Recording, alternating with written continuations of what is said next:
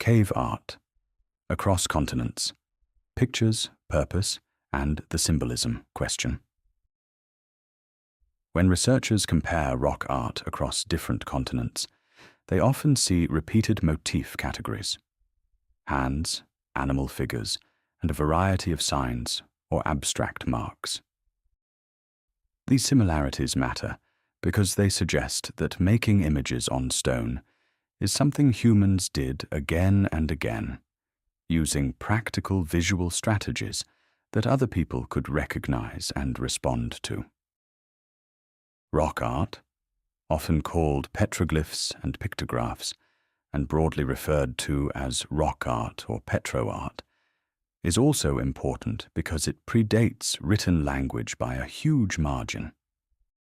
Pictures and wall paintings have been present far longer than writing, so they don't rely on alphabets or scripts to communicate. They use visible marks and patterns that can function on their own. At the same time, even with extensive research, we still can't be completely sure why the earliest artworks were made.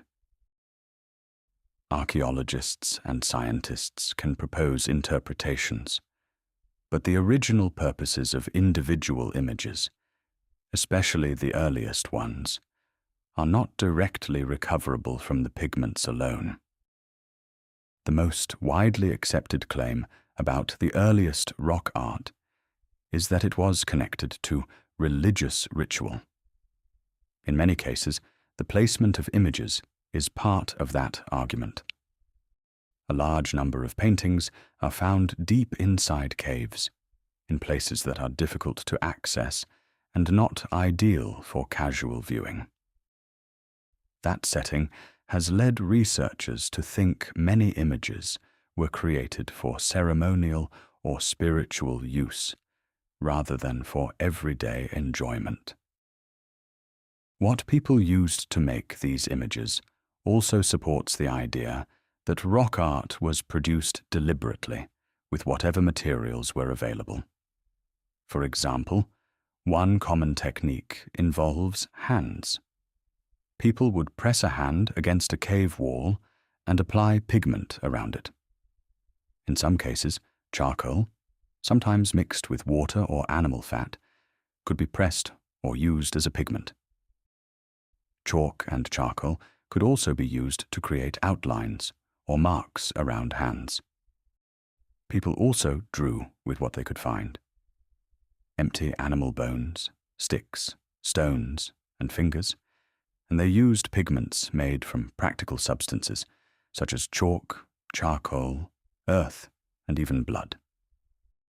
These materials were often crushed into powder and then applied, either dry or mixed, into a usable paint-like form.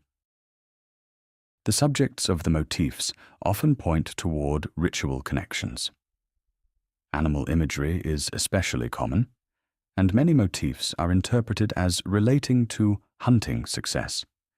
Images made in contexts intended to improve outcomes rather than simply decorate a wall. Now, here's the key bridge to symbolism. Similar-looking motifs across regions can tell us something real. Humans used images as a powerful form of expression, but resemblance is not the same thing as meaning. Visual similarity does not automatically prove the symbolism was identical everywhere.